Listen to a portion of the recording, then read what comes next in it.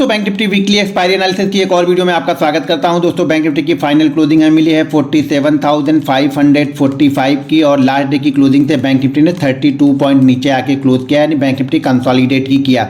जैसे ये ब्रेकआउट हुआ था, जैसे 6-7 दिन का कंसोलिडेशन के बाद इस ट्रेंड लाइन के आसपास इसने कंसोलिडेट किया और कंसोलिडेशन के बाद ब्रेकआउट हुआ, तो ब्रेकआउट के बाद एक अच्छा मूवमेंट मिलने के बाद आज यहाँ पे बैंक निफ्टी ने अपने आप को होल्ड किया, यानी कंसोलिडेट किया। लेकिन ध्यान रखिएगा, जैसा कि मैं कंटिन्यू आप लोग को बता रहा हूँ कि ये रजिस्टेंस भी है, ये जो ट्रेंड लाइन दिख रही है ट्रेंड लाइन रेजिस्टेंस है और धीरे धीरे हम इस ट्रेंड लाइन के आसपास ही यहाँ पे ट्रेड कर रहे हैं। ये ध्यान रखिएगा कि इस ट्रेंड लाइन के पास बैंक निफ्टी यहाँ पे टाइम बिताता है, मान लीजिए 500 और 800 के बीच में यहाँ पे टाइम बिताता है और टाइम बिताने के बाद अगर इस लेवल को निकालेगा, जो वो मूव होगा वो मूव मेरे ख्याल से एक क्विक मूव होगा, एक फास्ट मूव होगा। कहाँ तक? जो लास्ट हाई लगा उस हाई को टेस्ट करने के लिए बैंक निफ्टी यहाँ पे आ सकता है। तो यहाँ पे बैंक निफ्टी कंसोलिडेट ही कर रहा है। कल के लो को बैंक निफ्टी ने ब्रेक नहीं किया और जैसा कि हमने इंपॉर्टेंट बताया था कि कल के लिए जो नीचे की साइड का मूव तभी बनेगा जब बैंक निफ्टी 47,400 के नीचे, टेक्निकली इसके नीचे ट्रेड करेगा। तो जो सपोर्ट था, जो 15 मिनट के चार्ट पे सपोर्ट था, वो सपोर्ट यहाँ पे ब्रेक होगा। लेकिन बैंक निफ्टी उसके नीचे गए नहीं, उसी लेवल के आसपास आके थोड़ा सा कंसोलिडेट करके वापस ऊपर की साइड में 700 के आसपास का। ध्यान रखिएगा डेली चार्ट पे यही रेजिस्टेंस लेवल के आसपास में ही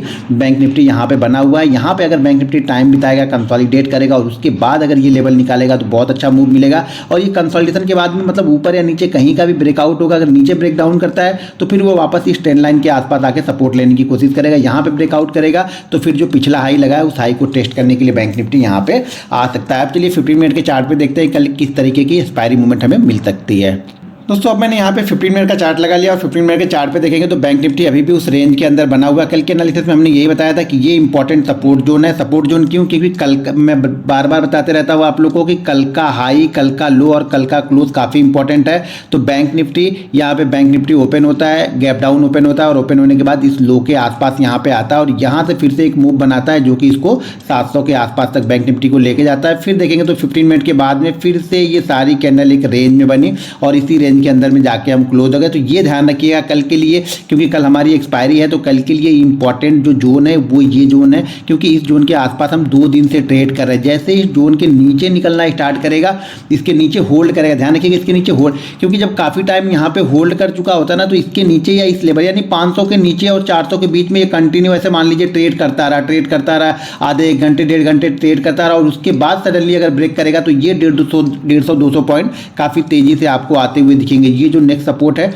15 मिनट के चार्ट पे वो 200 का है यहाँ पे। तो ये जो मूव होगा ये काफ़ी क्विक मूव होगा, लेकिन उसके लिए बैंक निफ्टी को यहाँ पे 500 और 400 के बीच में ही ट्रेड करना पड़ेगा और उसके बाद ये ब्रेक डाउन करेगा तो ये मूव आपको यहाँ पे देखने को मिल सकता है। इस रेंज के बीच में ध्यान रखिएगा, ऊपर की साइड में बार बार बोल रहा हूँ कि ये इंपॉर्टेंट रेजिस्टेंस है 47,888 का। तो ऊपर की साइड में बहुत बड़ा मूव या बहुत बड़ी जगह अभी नहीं दिख रही है, लेकिन कल एक्सपायरी है तो कुछ भी हो सकता है। तो यहाँ पे नज़र बना के जरूर रखिएगा। अगर मान लीजिए 500-600 के बीच में कहीं पे ओपन होता है और यहाँ पे कोई छोटे मोटे मूव अगर देखने हैं तो यहाँ पे कंटिन्यू कंसोलिडेट करने दिए और कंसोलिडेशन के बाद में ध्यान रखिएगा यहाँ पे एक छोटी सी ट्रेंड लाइन है, छोटा मूव पकड़ना है तो ध्यान रखिएगा छोटी सी ट्रेंड लाइन यहाँ पे ड्रॉ कीजिएगा और यहाँ पे इसी रेंज के बीच में इसको ओपन होने दिए। ओपन होने के बाद ये जब ब्रेक करेगा तो यहाँ पे लोग क्या करेंगे अपना, तो जैसे यहाँ पे अगर ओपन होता है, ओपन होने के बाद यहाँ पे कंसोलिडेट करता है थोड़ी देर यानी 15-20 मिनट यहाँ पे कंसोलिडेट करने के बाद ये ब्रेक करता है तो छोटे मूव के लिए यहाँ पे जा सकते हैं। वो छोटा मूव 700 और उसके बाद फिर 777 और उसके बाद 888 ये मूव यहाँ पे निकल के आएगा। ज़्यादा बड़ा मूव कल मेरे ख्याल से एक्सपेक्ट नहीं करना है आपको ऊपर की साइड में।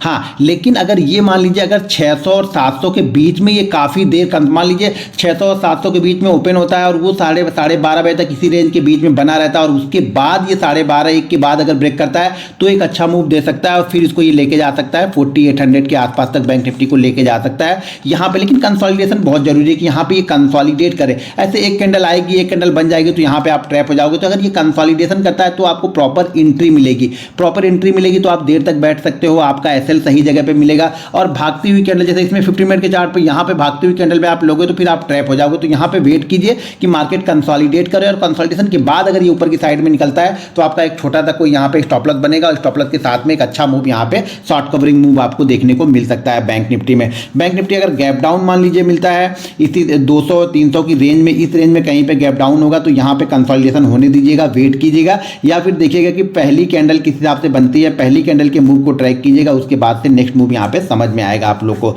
दोस्तों अगर वीडियो पसंद आए तो वीडियो को लाइक और शेयर जरूर कीजिएगा। मिलते हैं नेक्स्ट वीडियो में। जय हिंद।